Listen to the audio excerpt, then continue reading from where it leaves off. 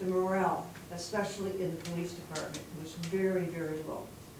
My morale was low too. And that was due to the fact that we had recently lost Chief Patrick Crowley. You lifted our spirits, you know, and I know I talked to the officers, and they highly respect you, and you brought their morale up. Thank you. Your door was always open. If ever I had a question, I could always reach you.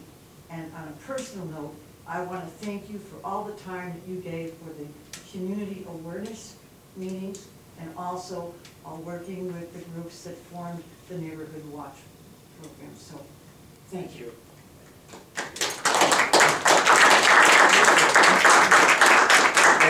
There is a Neighborhood Watch meeting on Monday. Right here. Seven. Seven. You know, there'll be an officer there, there'll be a sergeant there. Obviously, I will not be there, but there will be an officer there. So. And it's a security presentation. Yes. Two companies will be presenting on ADT, and one other company is presenting things about security, home security, and that kind of thing. And whatever update the police department may have. That's 7 o'clock. Yeah, it's actually the meeting for the watch, for the block captains, is at 6:30, and then the program will probably start around 7:30, depending on how long the meeting goes with the block captains. And that's sponsored by the Neighborhood Watch that's in Old Town, which is Mr. Mann and Mr. Sullivan. Somebody up there. Yeah, Kathleen Ox, 27 Briarwood Lane. On January 9th, the evening of January 9th, I had a situation at my home where the water meter had broken. It was after the frost, the big freeze, whatever. Anyway, and so it was leaking. I had no basement, so I had a closet, and in one corner of the closet is the water meter. And I called the water department, and you leave a message. So you're kind of like a victim because you cannot, there's no communication. So I, for many hours, till 5:30 in the morning, I had plastic bags wrapped around the water meter, I had buckets, I had everything, and I was bailing. Then at 5:30, I was losing the battle because it started coming through my closet towards my hall floor and into my living room, which is carpeted. So I called 911. And 2 officers came out and 2 firemen came out. And they looked at the situation, and the valve to shut the water out coming into my home was also not working. So the water was coming in, the water meter was flooding all over. A simple fix would have been hours earlier if I could have reached the water department to shut off the water coming into my home. But that was not possible. The policeman said, unfortunately, the only number they had was the same number I had. So too bad for me. So at 8:30, I did receive. What time was it you tried to reach the water department? About 7:30. 7:30? Evening?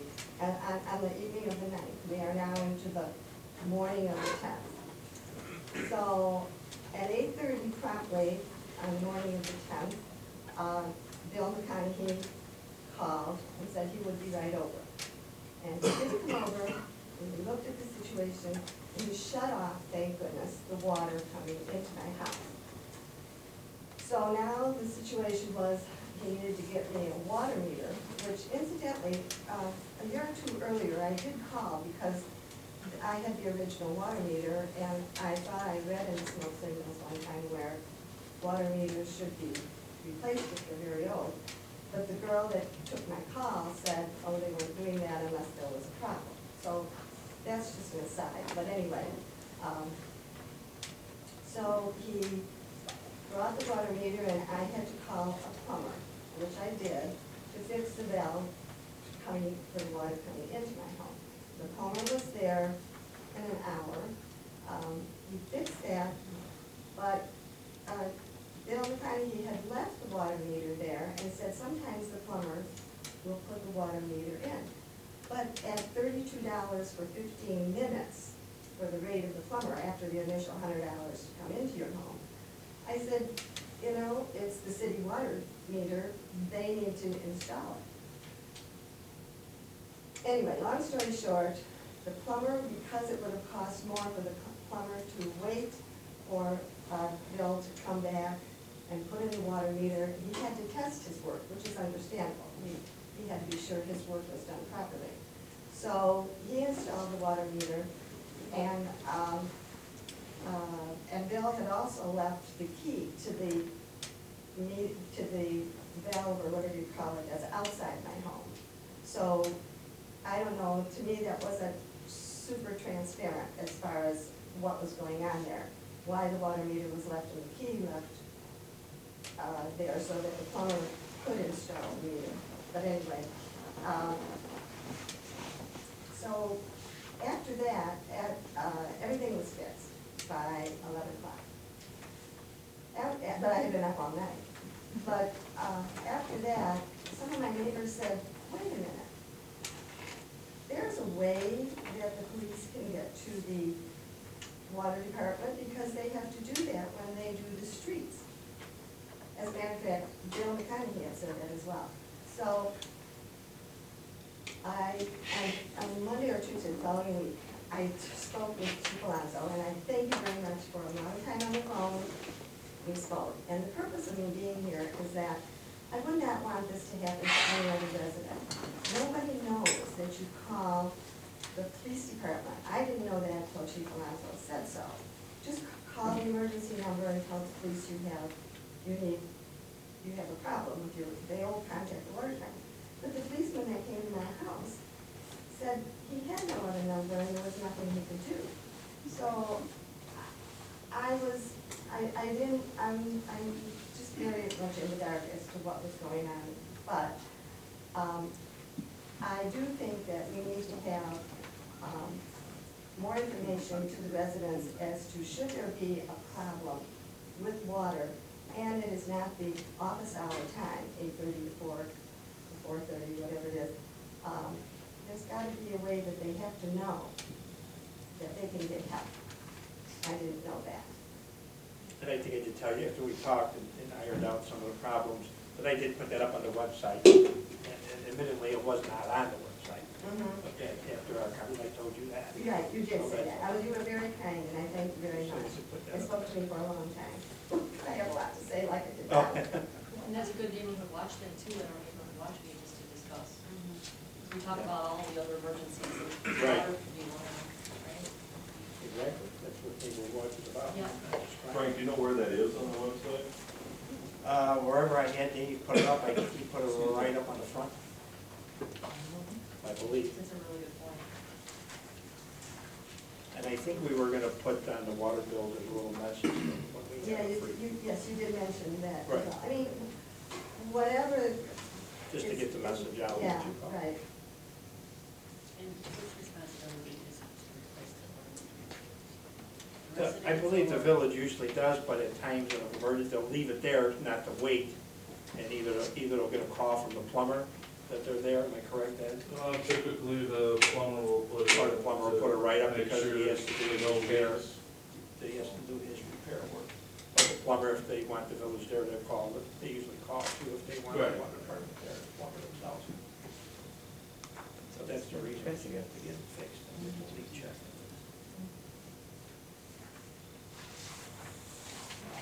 Bill King, 9 Briarwood Court, Indian Head Park, which is in Acacia. I am a member of the Acacia Board. We met last Tuesday, and I am here at the behest of the board and some of the disgruntled residents. This is a trying time. It's been very bad weather. It's been very expensive for us. We've had contractors out 7 times. It costs us several $1,000s. And after we get our driveways plowed, the large dump truck from the village keeps coming by, pushing snow back into the driveways and filling them. One of our residents has sent a letter in, she said recently, that she went out there and had just cleared her driveway, the truck came by speeding, put snow back in the driveway, and came by 5 times that night, continuing to put snow in there. Historically, a couple of years ago, we had a very heavy snow where a private contractor worked in Acacia doing the streets. They didn't put snow in the driveways. We had a resident tell us that she had just cleared her driveway, the village truck came by, filled it, she went out and stopped the driver and said, "My driveway is now covered and blocked with snow." He turned to her and said, "That's your problem." Where did this idea come from? Our ancestors founded a country by the people and for the people. Putting snow in our driveways after we've cleared them at thousands of dollars in cost is not in our best interests. It's only alienating everybody over in Acacia, and we're very upset with it. Well, I mean, I don't know how to answer that, other when the snow falls, you have to move it. I mean, I lived in Chestnut and the Green Association, and our association had to plow driveways 3 or 4 times. The village cannot work on the timetable of when Acacia has their driveways plowed. We don't plow our driveways till it stops snowing and the streets are cleared. This guy keeps coming around after the streets are done. And I think we had a salt issue, was one of the reasons we were plowing more than salting, am I correct? Ed? Yes. We had to push the snow and keep, I mean, those snowstorms just kept coming. There's no way to prevent a driveway. I think even single-family homes have the same issue. There's no, wherever I lived, it was always the same issue. But why, if the street is clear, do you have to come back and push snow into the Well, driveway? if the street is clear, there's no snow to push through the driveway, so I He don't comes up understand. close to the banks of the side and takes Well, snow because out they of it. continue to It clean. would be in our best interest So- not to continue to clean, to leave our driveways open so we can get Yeah, out. but you still have to do what we do from curb to curb, and like anywhere else, even when you see the county out or the state out, they'll do the road to get the traffic, then they'll keep going until the whole street is clean. I mean, unless we just wanna make one lane down There's the two. street. There's I mean, two. you're not gonna argue with it, it's non-arguable. It's just that, the associations will have to do what they need to do to make their residents happy, to clean their driveways, and we need to do what we need to do to keep the streets clean. Unless we get different directives of how, when to plow, when not to plow, how far to plow, or how long. There are places he could turn the plow and not put it in our Well, you driveway. could turn the plow, we debated this before, you could turn the plow to the middle of the street, and you'll just be going back and forth forever, moving from the middle to the side, from the middle to the side. There's only one way to plow, and it's the way they plow in every area or every state that has snow. It's the same way we plow. There is no other way to plow. I understand the frustration. I've been a homeowner, I've been through the same thing. I cleaned the driveway. I think homeowners here can speak, they clean their driveways and it gets covered. One comment, I was cleaning my driveway and the truck came by, one of the trucks, and he pushed the snow down to the end of the cul-de-sac I live in. Did not put any snow in the driveways. The other driver comes, he picks up snow on the other side and brings it back into the driveway. If he'd stay on that side and push it forward, we wouldn't have this problem. Well, we can probably go on the rest of the night about it. And you think that's the right way to talk to a resident? I have no, well, I don't know if that resident that you say told you this is not here to tell me that driver talked to him like that. I would need to speak to the person who said he We'll was get her supposed to speak to you. Yeah, never speak to her. I'd like to talk to her and exactly hear what she had to say. Of course, that has to be the next person, unfortunately, going to be here. But I'm here tomorrow.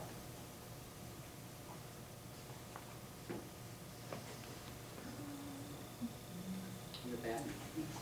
Going back to your discussion about the liquor commissioner compensation, you told trustee Hinshaw that was a moot point. Does that mean you won't be collecting any more compensation before your term is up?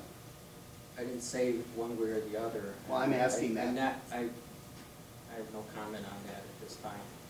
It would be nice if you did not, and also be great if the rest of the trustees would forego their pay. Take And- your, and you take as your well. comment under consideration. Thank you. Anything else? Aaron Kramer, 11135 Glenbrook Lane, it's in Ashbrook.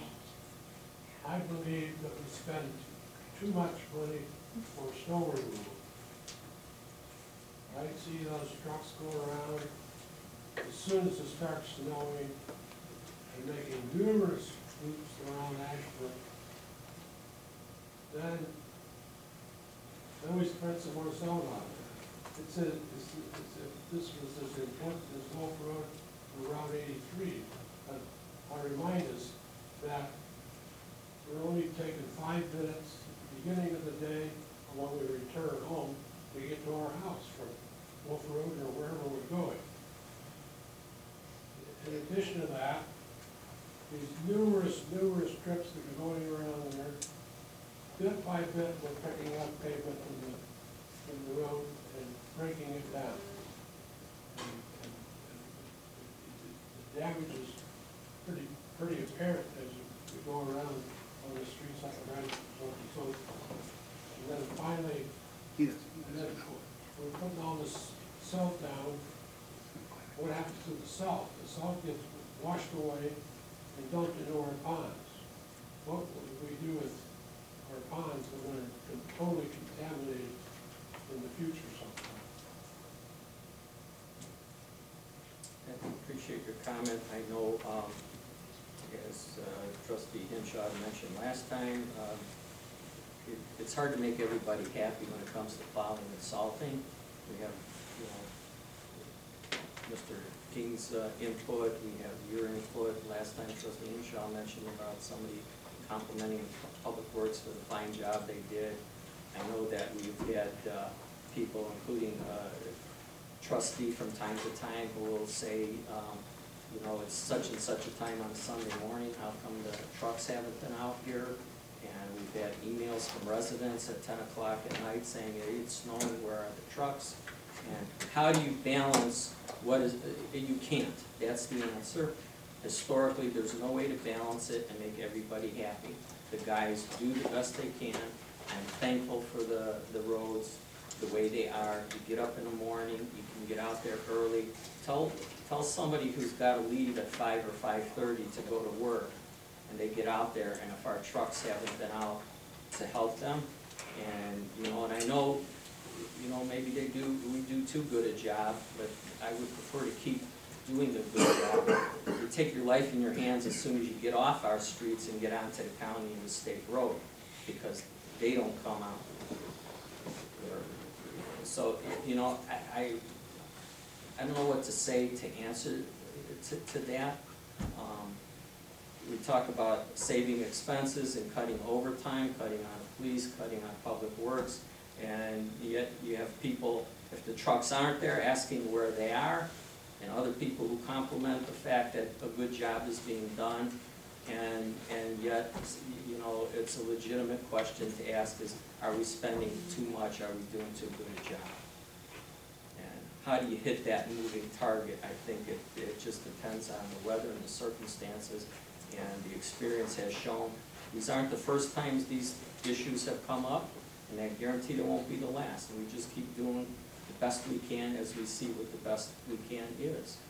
At some point, if it stops snowing, we won't have the issue. At some point, if we stop, if we run out of salt, and we may get to the point where, hey, we'll salt the intersections and plow the street. That won't help the people in Acacia if their contractor has already cleaned out the driveway. But that might be what we have to do because we run out of salt. So Mr. Kramer, I appreciate your comment. I don't know what answer.